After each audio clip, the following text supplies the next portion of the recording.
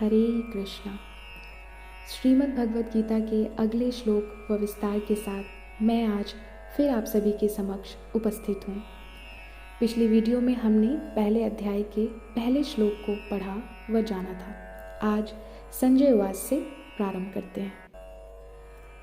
ओम नमो भगवते वासुदेवाय नमः। संजय उवाच दृष्ट्वा तु पाण्डवानीकं व्यूढं दुर्योधनस्तदा आचार्यमुपसंगम्य राजा वचनं ब्रवीत्। अर्थात संजय ने कहा, हे राजन, पांडुपुत्रों द्वारा सेना की व्यूह रचना देखकर राजा दुर्योधन अपने गुरु के पास गया और उसने ये शब्द कहे। तात्पर्य: धृतराष्ट्र की उत्सुकता और उनकी मनोदशा को समझकर संजय ने युद्ध स्थल की स्थिति के विषय में धृतराष्ट्र को बताते हुए कहा कि जैसे ही दुर्योधन पांडवों की सेना की व्यूह रचना को देखते हैं, वैसे ही वो आचार्य द्रोणाचार्य, जो कि कौरवों के सेनापति थे, को वास्तविक स्थिति से अवगत कराने चले जाते हैं। दुर्योधन आचार्य से कहते हैं कि पश्यतां पांडुपुत्राणाम् आचार्य महतिं च मुं व्यूढां द्रुपद पुत्रेण तव शिष्येण धीमता।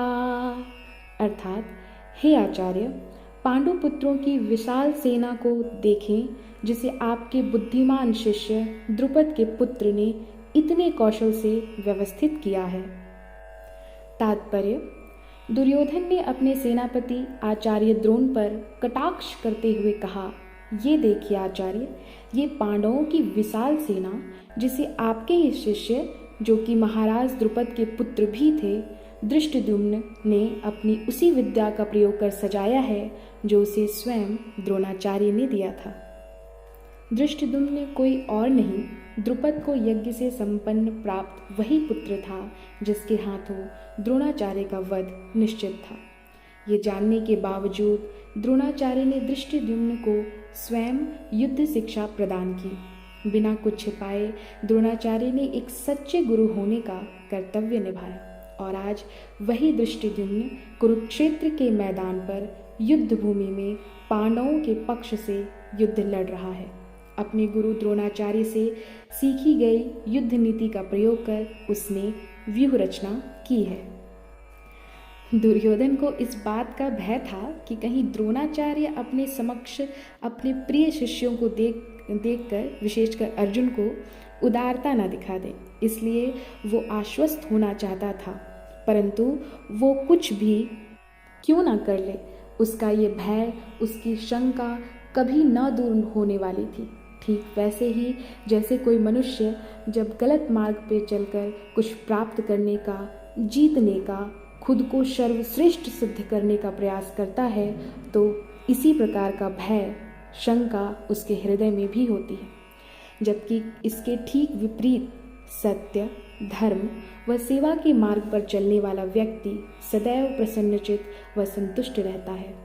इसका ये अर्थ बिल्कुल भी नहीं है कि उसके मार्ग में कोई कठिनाई नहीं आती या उसे कोई भय नहीं सताता, परंतु इन सब के बावजूद वो धैर्य को साथ लेकर सदैव आगे बढ़ते रहता है और सफलता प्राप्त करता है।